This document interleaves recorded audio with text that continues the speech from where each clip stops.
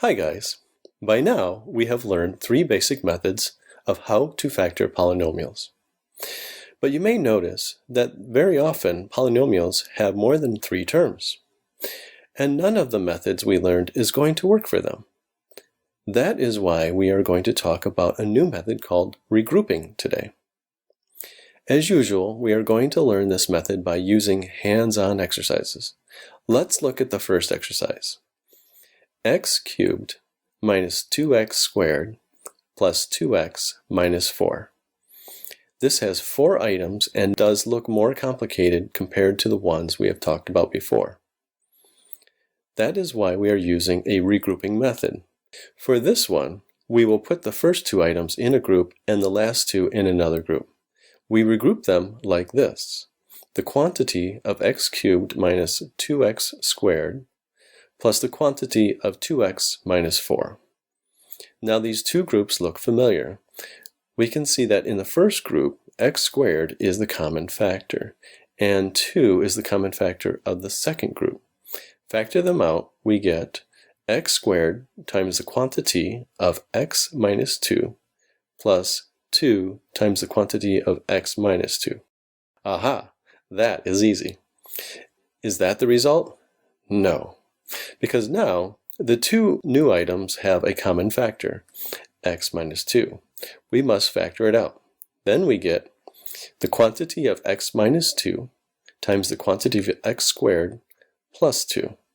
Remember, we normally put them with the highest power in front. Rearrange the items, we get the quantity of x squared plus 2 times the quantity of x minus 2. Isn't it an amazing method? Regrouping definitely makes factoring much simpler. Let's use this magical method to factor this. X cubed minus x squared minus 4x plus 4. Like the last example, we regroup them into two groups. Then we get the quantity of x cubed minus x squared minus the quantity of 4x minus 4. Just be careful when you take the minus sign out of the parentheses. The sign in front of each item in the parentheses will need to change. That means it is 4x minus 4, not minus 4x plus 4. Now, it is easy for us to factor this. X squared is the common factor of the first group, and 4 is the common factor of the second group. Factor them out, we get x squared times the quantity of x minus 1 minus 4 times the quantity of x minus 1. The thing is, a new common factor just shows up. That is x minus 1. We must factor that out. Then we get the quantity of x squared minus 4 times the quantity of x minus 1. Is it the result we are looking for? Nope. Recall back what we learned before. The first term, x squared minus 4, is perfect to use the difference of the square formula because 4 is the square of 2. So the final result should be the quantity of x plus 2 times the quantity of x minus 2 times the quantity of x minus 1.